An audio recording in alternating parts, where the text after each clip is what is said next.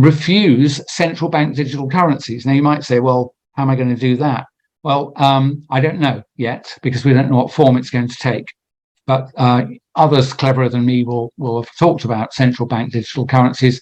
But I only learned recently there's a critical difference at the moment, because people always say to me, oh, Mike, we've been using digital money for 20 or 30 years. What are you going on about? When you pay for something using a debit card or a credit card, the merchant's computer only asks, is this card holder good for the money? They don't send all of the inventory of what you're buying up to a central computer and ask for authorization. They simply ask, has he got $90 or £100 for the transaction? If so, then they will sell it to you.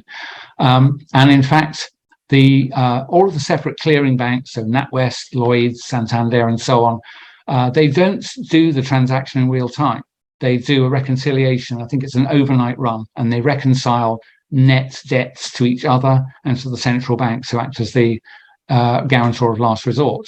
So it actually would be very, very, very difficult to control your individual purchases in your individual location in aggregate with other transactions you've made, say that month or that year. With current technology, it may not actually be possible at all.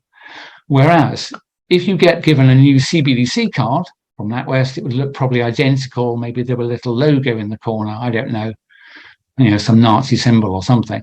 And it'll look and feel the same. You beep to the merchant, but this time they're not just checking whether you're good for the new credits or whatever they're called.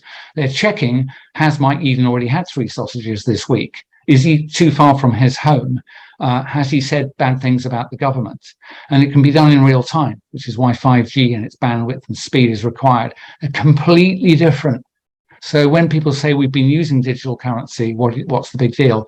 The 2 systems are chalk and cheese, alien versus human.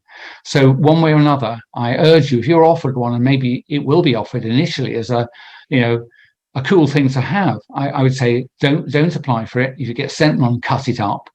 Just do not let these things take root in your lives.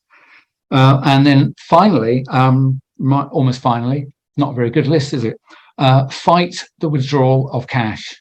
There is no legitimate reason for the executive to remove cash, in my opinion.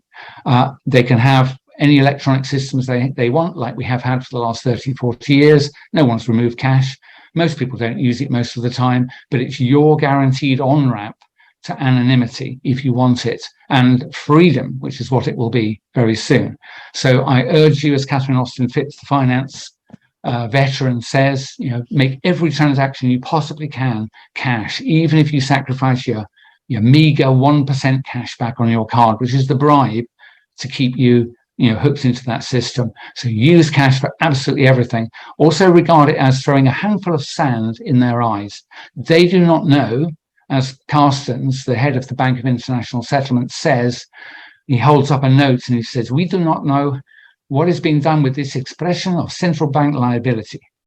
But with CBDCs, we will, and we will have the power to control it. And that's the point. That's what he says. So when I hold up a £20 note, expression of Bank of England's liability, which is what it is, I can keep it in my pocket. I can give it to the gardener. I can buy a beer with it. I give it to my daughter.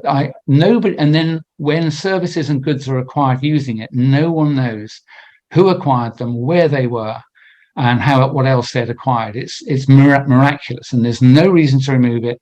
The bullshit about blocking terrorism and fraud is just that. I point out to you that in England, for example, I think cashless purchases up to, I think, £100 now.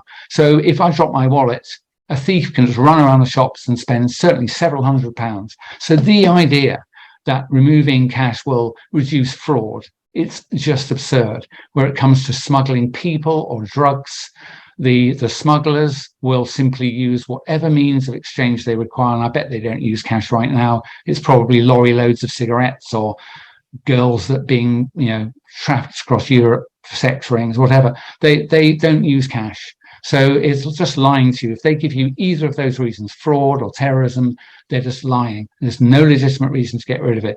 If we can keep cash, I believe they can't take over. They're going to get rid of cash. Don't let them.